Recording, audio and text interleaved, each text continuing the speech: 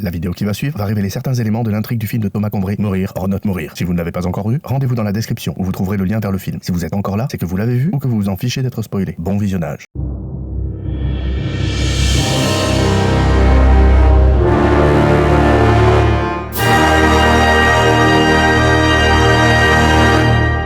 Hello, alors aujourd'hui gros taf parce qu'on va tuer un paquet de personnes. Tout un village à vrai dire. Et je ne vous dirai pas exactement à quel moment, mais sachez que dans le lot, il y a la famille du réalisateur. On fait les choses en famille par ici. Alors les techniques ici sont assez simples, hein, puis vous les avez un peu déjà vues maintenant. Il s'agit de rotoscoping, de tracking et d'ajout de footage en général. De footage de sang, ou de footage de tir de fusil, ou d'explosion, enfin voilà. Mais c'est leur enchaînement, leur rythme et leur nombre qui donnent tout le sel à cette séquence. Ce qui est d'ailleurs une des séquences pour moi les plus mémorables du film. Mais je vous laisse savourer ce doux et joyeux massacre. Bon, là, il y a beaucoup trop d'effets et ça va trop vite pour tout expliquer. Mais dans les grandes lignes, il y a eu du tracking et de l'ajout de footage dans tous les sens.